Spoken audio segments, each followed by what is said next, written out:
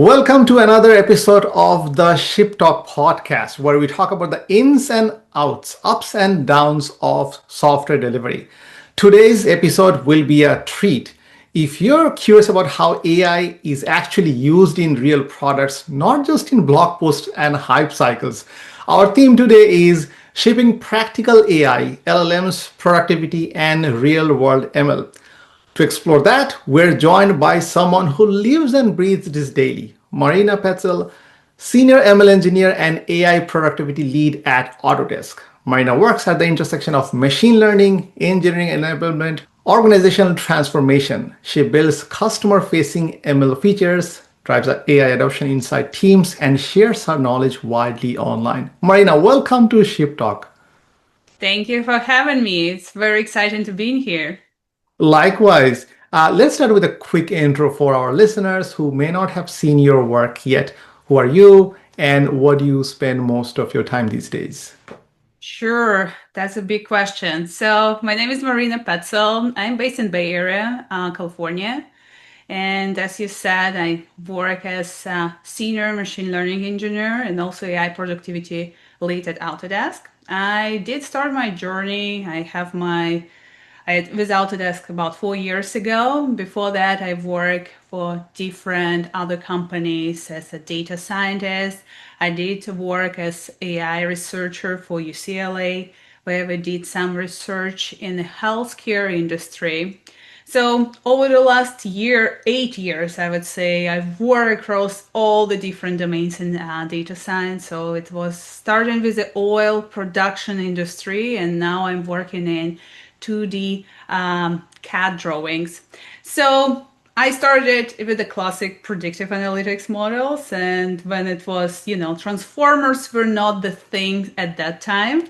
So now I shift more towards computer vision and also LLMs as all of us today. So yeah, I think that is primarily it. And what sparked your interest first? So a lot of people they're trying to get into this field, and sometimes they're not even from, let's say, computer science background, and they're wondering how other people moved into this field. So of course, you're from a technical background, technical education, but was there a point in your career where you thought, "Oh no, this is what really interests me, and I want to go this route"?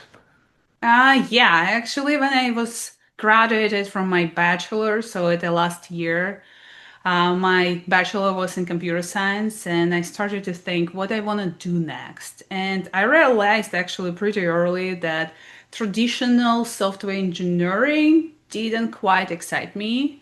And at that time, again, like I already mentioned, about 8 years ago, I started to think like what it can be. So data science were not and AI were not that as we know it today. So I discovered it as part of, data predictive analytics angle and started to do a lot of research. Actually, my capstone project was related to that. I tried to actually build the stock trader robot, which using reinforcement learning. So that was pretty exciting for me, this area, and it were not a lot of professionals around me at that time. So it was pretty new and at some extent.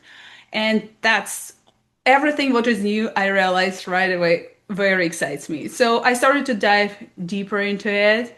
Then it came to the time where I went to my grad school. It was data science, master's in data science, and I took the computer vision class.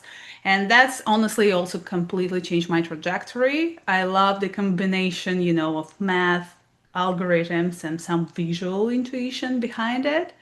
And since then, I joined Autodesk and started to work on computer vision systems. We build a lot of different features which are customer facing for the CAD drawings. And it's really exciting to see that these features are getting very useful for the users. So that is my trajectory. And for everyone who is starting today from scratch, I would say that's for me, that is might be even more easier route because right now there is definitely a big demand for AI, but also there is some areas where everyone is new. And it's really good to start somewhere where no one knows what is the right answer, and it's okay to experiment, to make mistakes, and to try on some different things. I love that. I love that thing about like everyone has something to learn. Like this is not an established field yet, like math or physics, which has like hundreds of years of research behind it. So AI is moving pretty fast. And what excites you for this current momentum? Yeah, I mean, as I already said, so I'm really excited that it's new for everyone. And we can imagine that we are all in some sort of like, sandbox right now, and everyone can build a prototype. So even UX designers or people who completely were outside of the technical and coding world can just build within 2 days like the big cool prototype and show it to their peers.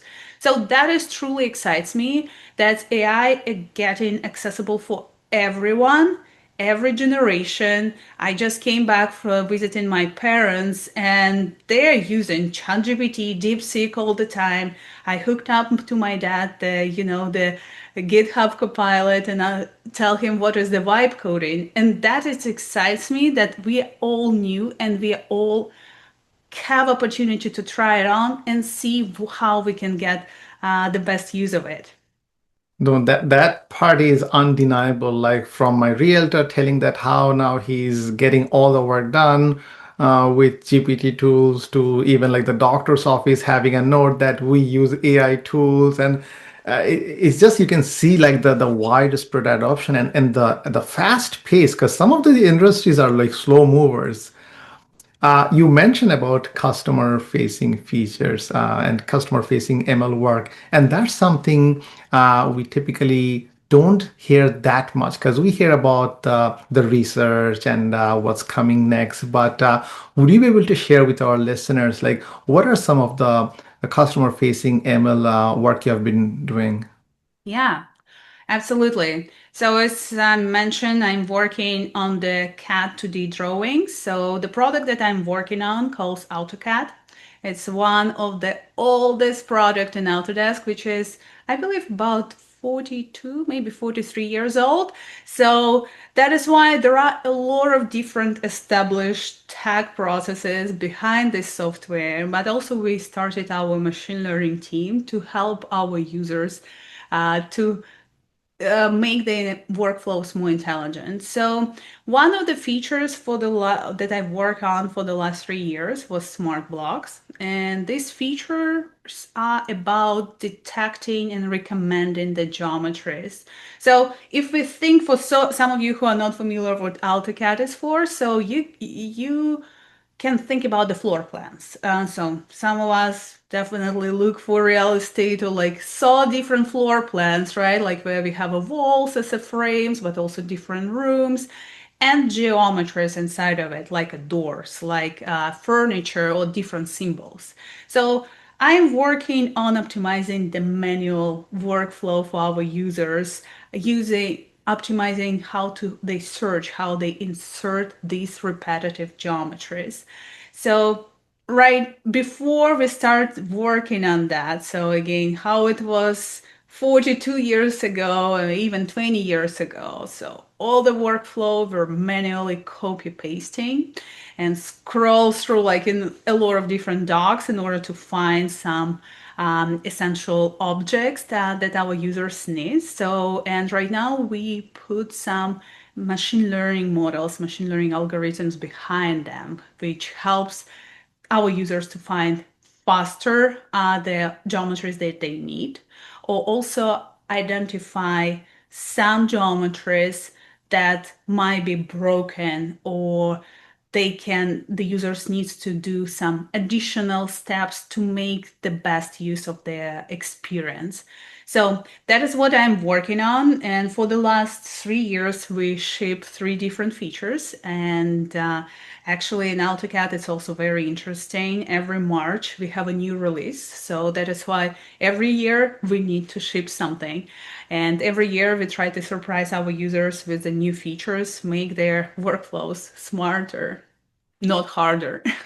That is fantastic to hear. And for those of our listeners who are just entering the field of machine learning and data science, maybe they're familiar with, let's say, how does a computer knows it's a cat? So you show it like 1,000 cat pictures, and then it learns what are the features of a cat picture. So what is your process like for AutoCAD? You mentioned about automating some of the manual tasks your user have been doing. So what's your process of ideation to prototype to production? Yeah, so as I mentioned, we have a release date. We know that it's gonna happen every year in March. So that is why we do not have a lot of time. We do have just one team who is working on all of these features. And so we do have 1 year in order to create an idea, do some extensive research on that, prototype, validate it, and train your model, evaluate it, and ship it to production. So there are not a lot of time. That is why definitely we start preparing much more in advance what we're gonna work on next year.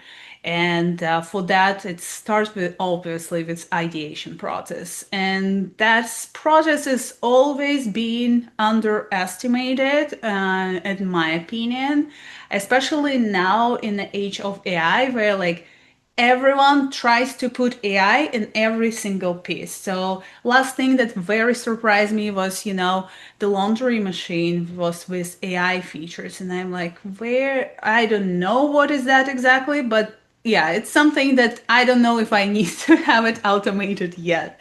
So that is why it's really important to spend sufficient amount of time on this ideation part and think about not what ML model we can put in here, but like what type of problem we want to remove from our user. What is the most repetitive part and painful part for them we can optimize. For that, I found really helpful is do the shadow of your users if it's possible, or do some research on YouTube and watch different people are talking about their experience. Because I'm not a designer, I'm not an architect by my background, so I do not have this type of experience in order to understand better the user. So that is why it's very helpful not just for PMs or XD designers, to explore the user's problem space, but also every engineer needs also to went through that and shadow this type of process. So once we define the problem, the next step is obviously like start prototyping it and start to think like how we can solve it. And as a ML team, we always try to make fast prototype. Usually it takes several sprints, to build some pretty simple. We do not and like try to build some sophisticated models in there on the big amount of data. And that is actually what I see a lot of teams sometimes making mistakes. They try to use state-of-the-art models, the latest and greatest, and that is usually a mistake because prototype, your main goal is just to prove that your problem and your solution is reliable and it makes sense. So, and the goal on the prototype stage is when you create it, understand is there a signal here, or do user understand and want this type of behavior that your model is doing. So that is why usually after the prototype phase we try to do the feedback loop with our users and understand will it something that they're looking for or not necessarily, and maybe we should entertain some solving other problems space. So, and if we all have all the green lights here, obviously we start to the one of the biggest part of this our year annual life cycle is development. And development for some, I think I know that a lot of experienced data scientists definitely know that, but some of the people who came to new to the field, they probably think, oh, development, it's probably train some machine learning model, which is very fancy. I can do this, try this model or do some fine tuning. But I maybe disappoint some of you, but yeah, honestly, about 70% of your time you will spend on preparing your data, cleaning your data, collecting it, build all these like pipelines, and also spend a sufficient amount of time on the infrastructure too. So that is something that takes most of our time. Definitely a lot of iterations back and forth where you define the metrics and try to optimize that and do some tweaking of your model. And that is totally normal. Sometimes like when you start doing it, you realize okay, it might not work the way we expected. So here I would suggest all the teams being flexible and being able to share this insight to your stakeholders so you can kind of make the quick decision and adjust your solution based on this new insight that you find on the training phase. Yeah, but the last phase, I think my favorite, obviously, when all the dirty work is done, the model is ready, it performs the way you are, and you kind of like preparing it for shipping to your customers. But yeah, that is kind of the annual work that we are all working on. That is fascinating to hear. And I think you answered a lot of the questions that I was going to ask next, which is like, what were some of the lessons learned? So you mentioned about the importance of good UX, that measure twice, cut once kind of mentality where you decide first, understand it, don't just immediately jump into building. You talked about the model user mismatch. You also talked about some of the common misunderstanding that you're gonna not probably working on some fancy models initially. A lot of time is spent on cleaning the data, preparing the data. I want to highlight on one other important part is the safety issue. How do you ensure that the model is safe to use, especially if it's, let's say, customer-facing features? How do you ensure the safety part of those models? Yeah, that is really good question. And as I said, one of the biggest chunk of all this annual development cycle is preparing your data. And that is, I would say, the one of the first and fundamental things which might affect your final model safety. And we never sacrifice our data quality on that extent. So uh, the statement is simple, and you all heard that garbage in, garbage out. And it's not a cliche like, an ML. It's like, it's a truly law of nature at some point. So, because a lot of quality gains come from the better data curation. So, but also from the safety standpoint, obviously, right now we got all vulnerable to that. All of us using Cursor, GitHub Copilot, Cloud Code, and like a lot of code is starting getting generated using AI. And safety of the model getting even more important.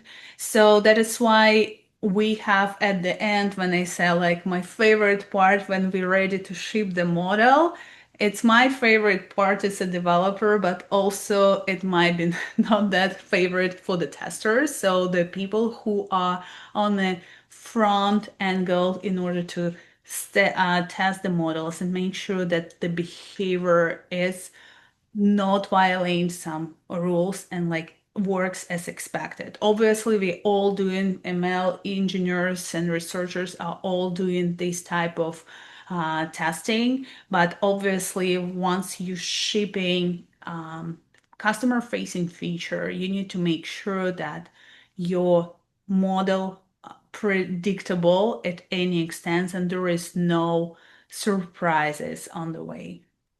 Yeah, I totally hear that because at the end, it's similar to working in teams where you're building something, someone is testing, someone is delivering, but the end product, everyone is responsible for the quality of that, and everyone's work is equally important from the person getting the data, even let's say interviewing someone, to the person maybe writing the release docs. Right, So right. switching gears, part of your title is AI productivity lead. So what does AI for productivity means to Marina?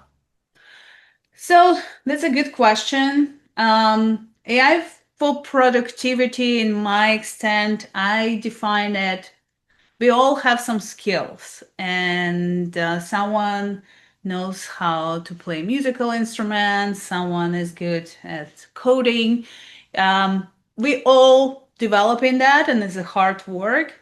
But right now, since AI is getting more and more capable, for me, that's part of how you can extend your skill set by leveraging AI. And some people are opening completely new angles of their personality by leveraging their in their day-to-day routine. I'm seeing some of my friends actually using AI for as their health coach or fitness coach. And for me, um, it's getting very important to deliver to people that AI right now, it's not an additional or great bonus for some engineers, right? Like or people who work in tech. No, right now we're already crossed the line where AI can be used by everyone. And you might not discover yet how you can use it in your life, but it's definitely something that can increase your productivity and just increase the quality of your life at some point. Yeah, totally. And then one other thing I can think of is the amount of code that is being generated. That's probably like 10x or 100x or we don't know how many x, but in the past, we had a team of engineers writing code in the traditional design. We had testers or QA engineers testing the code. Yeah. Do you see an imbalance in that mindset where you have a ton of code being written, some with our human users, some with the agents, but then who's testing all this code? Yeah, I mean, one of the good use case of AI, it's also writing these tests. So, but I'm not type of person who's like completely bullish on AI and thinking that is a magic wand which will help us everywhere. Obviously, the responsibility is still on us and how we use these great tools. That is why it's definitely very important not just blindly accept all the recommendations of AI, but have a sense what it does for you and what potential risks it can introduce to your systems. And I think we are all walking through the some learning curve. Some of them at the beginning, some of us already at the peak and like adopt pretty fast all these new advanced features. But it's getting clear that we need to be diligent on terms of how we collaborate with AI. And prompting engineers, I know it was a hype about 1 or 2 years ago where like, prompt engineers like salaries were just ginormous and everyone wanted to go and work for that. But actually that is for a reason. So prompt engineers, it's not that just like, straightforward thing. It's truly powerful tool which will help you to maybe avoid some of the situation where you don't want to appear like security. So definitely you need to address that in your prompt, in addition to obviously some different guardrails as well. But testing is a very important part, and especially with all this, with the greatest tools also comes the greatest risks. And we see a lot of popularity around the red teaming, right? Like how we can catch this prompt injections or prompt jailbreakers. So we need to talk about it to everyone. And again, as I mentioned, we all might be in a different level of this learning curve of adopting AI. That is why I think it's a responsibility for those of us who already adopted and using it in many ways in our lives. AI, we need to share that with everyone and tell how we can improve to and get the best use and do not get any vulnerabilities, obviously. We don't want to get into vulnerabilities because with great power comes great responsibility. And with responsibility, we can also think adopting AI responsibility. That's one of the things you do, help engineering teams to adopt AI responsibility. How does responsible AI adoption look like? And I want to add some context to that because a lot of engineering team thinks that are we too small for that? Maybe it's only for large engineering teams and large engineering orgs. So, what's your understanding of responsible AI adoption, regardless of the size of the engineering teams?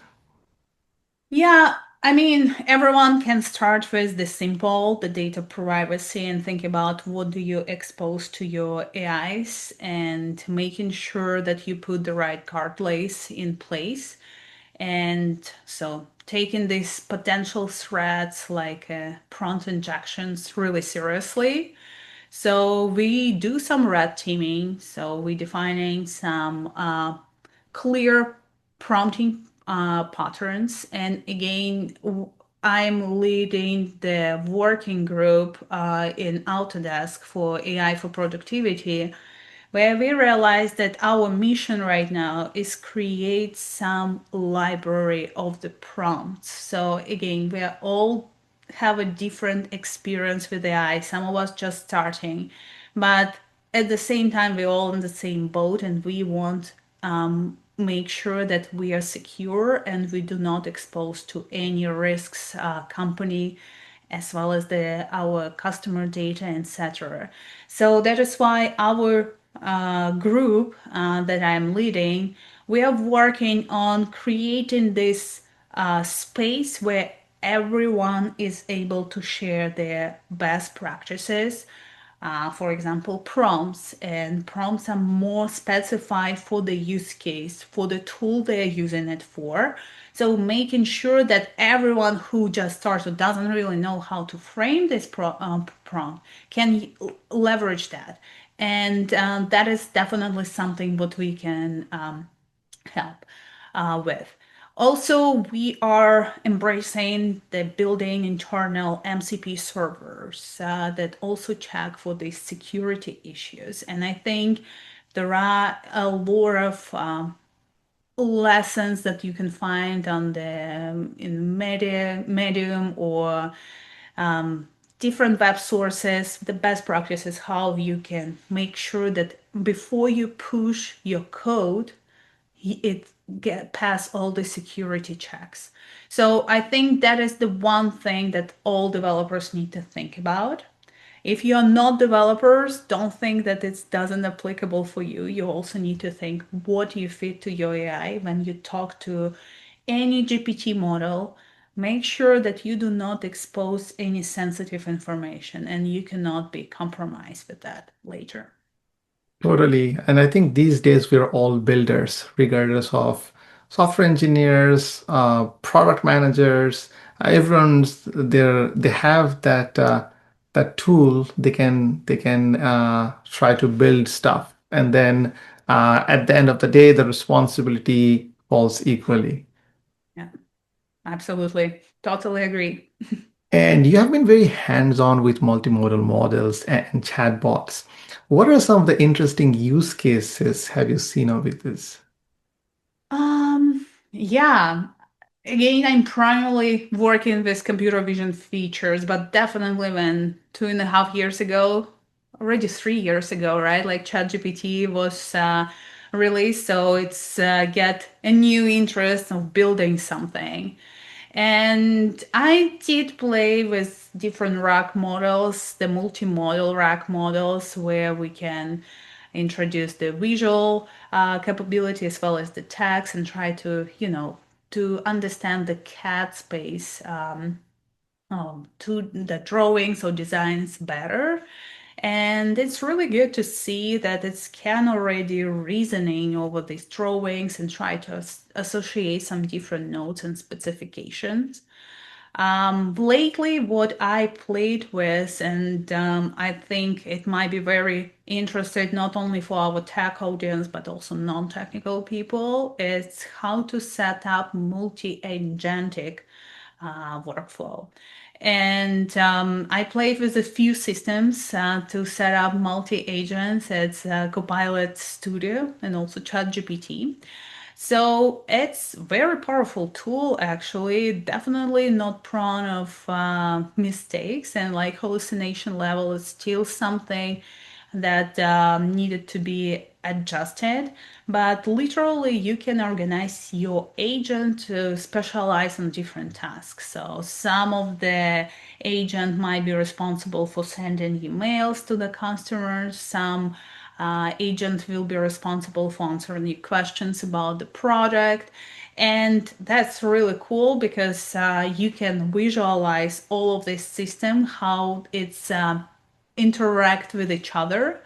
And I think many all organizations need to adopt this type of approach on the different levels, because at the end of the day, right, especially now, the speed of producing data and knowledge is increased, and now the problem how I can figure out what I should focus on.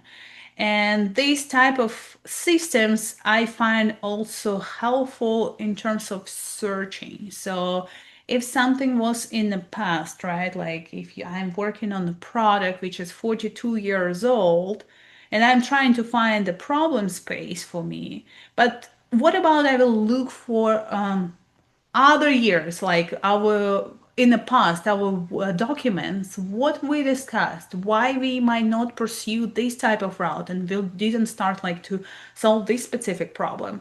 So multi-agentic systems are definitely the future. So they might not be ideal. So I do not increase the expectations for our audience in terms of that is like prone of mistakes. It's definitely not there yet.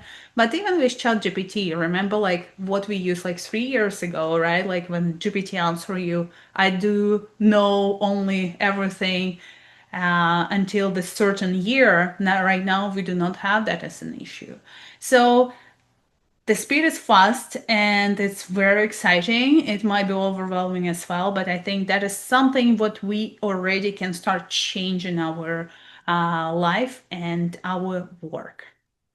Yeah, I remember like the early days where how many are in strawberry and those kind of questions. And now I think many people are saying that, oh, let's have ChatGPT build me a website, even though let's say that person maybe never opened an editor. So it's a very fast pace on how people are even setting expectation that uh, Yeah. legacy products, right? How they matured over the years, maybe in decades. Now these products maturing at the speed of light. Yeah, totally. Totally. And again, I'm very excited the time that we are living. And it's especially, I think, really good time for everyone who is new for the industry enter it now, because you can just spend some time prototyping using the vibe coding tools and get some knowledge. Obviously, you should avoid the feeling that like if you prototype one website which is not quite working but look fancy, so it's not quite that like you already know everything about AI, but definitely if you find the niche what fascinates you and try to dive deeper. And for example, prompt engineers, if you will read a few papers, try to experiment by yourself, play with the different techniques of prompting, and you already will know more than, I would say, even 1% of the world. So that is the fascinating time where you can enter the field and be one of the top experts in the area.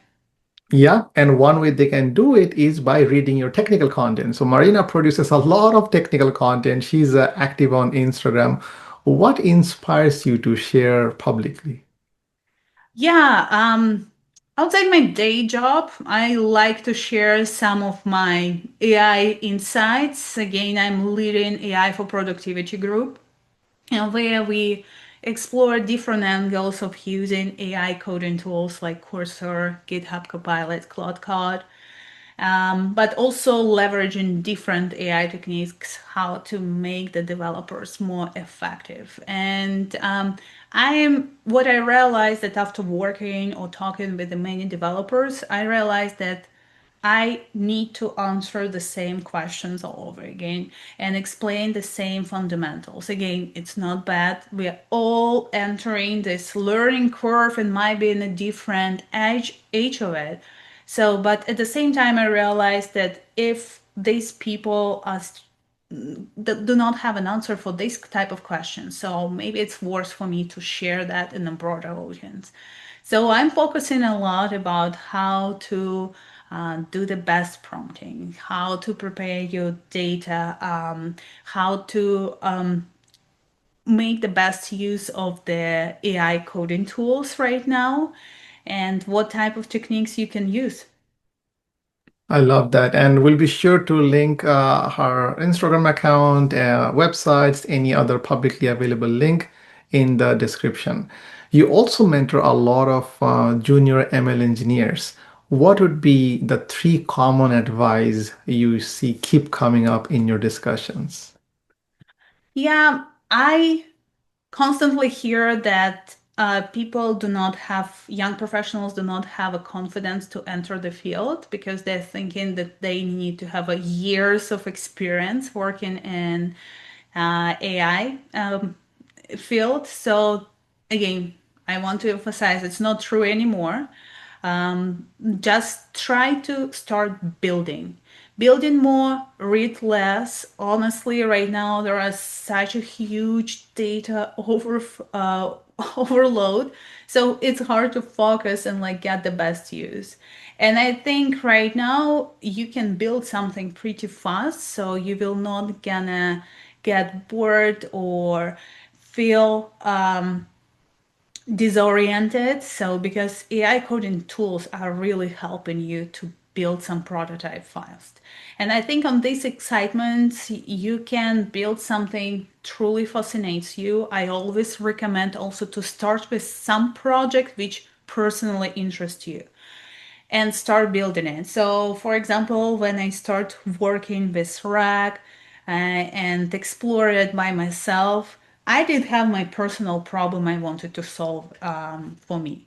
I live in many different countries and acquire, a lot of medical records in the different languages, and it was a different measurement units, etc. So I wanted to build some system which is was slightly more complicated than just rock at itself. It also involves some OCRs, but I started to build my to solve my problem. And that is also keep you going because you have a personal interest to resolve it. And I think that is will keep you excited for a while, and you shouldn't really wait until you will feel, okay, I'm ready to build something because I read these 5 books about AI.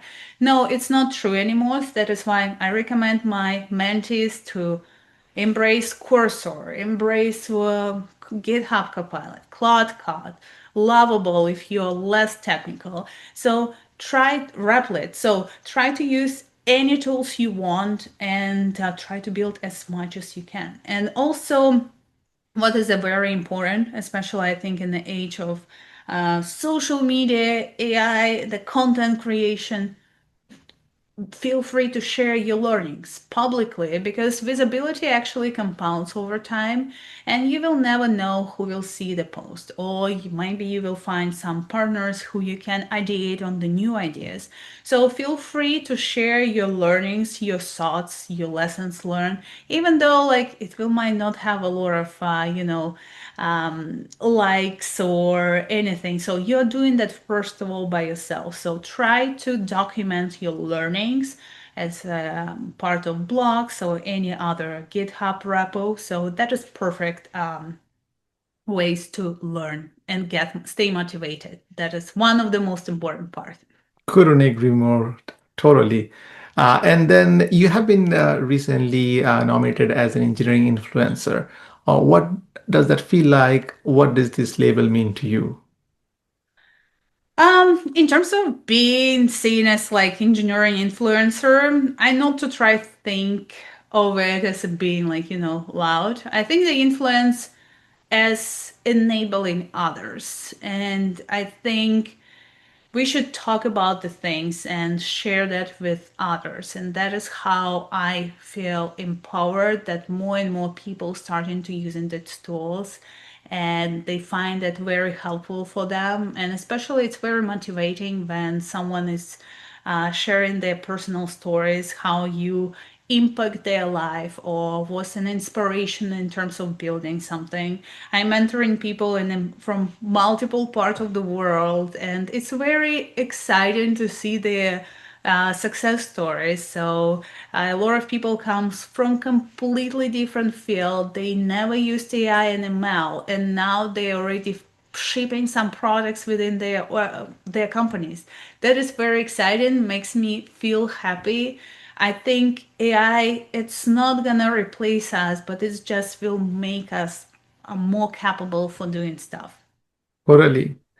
We're almost at the end of our podcast. What would be one AI practice every engineer could practice this week? Um, Go ahead and build something. I would say if you're new to the field, definitely go and find something simple that you want to do. A quick trick. I did have a one-on-one with some of the non-technical colleagues recently, and we prototyped the Airbnb website, like similar booking, right? Like website within 5 minutes. So that was during the call. He was completely unaware what is a vibe coding is, and it was possible to do in 5 minutes. So if you're new to the field, please feel free to download the tool. Again, there are a bunch of them. If you're non-technical, use Replit, use Lovable. Just go ahead and prototype and just try to feel it. And that is, I think, will excite you and will push you move forward. But if you're already experienced engineer or developer, try to explore something new for you. If you never set up the multi-agentic system, so go ahead and figure out how to do that. So again, the technology and products are developing so fast, and you constantly need to learn every week what's new appeared. So if we will shift this mindset of following our curiosity, I think that will definitely give the big benefit for all of us in the world in general. I love that. Follow your curiosity and just build something. Marina, where can people learn about your work and find you online?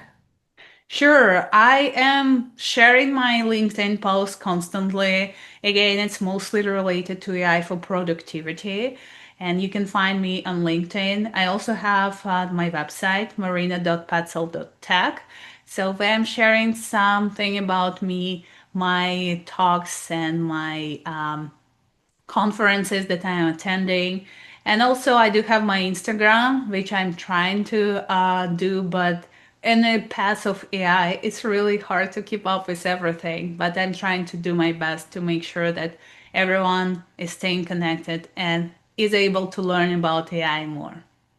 We'll be sure to link all of those in the podcast and video descriptions. That's Marina Petzel, Senior ML Engineer and AI Productivity Lead at Autodesk. This was ShipTalk Podcast, Season 4, Episode 5. And hey, if you're visiting AWS reInvent this week, come say hello to Harness Booth 731.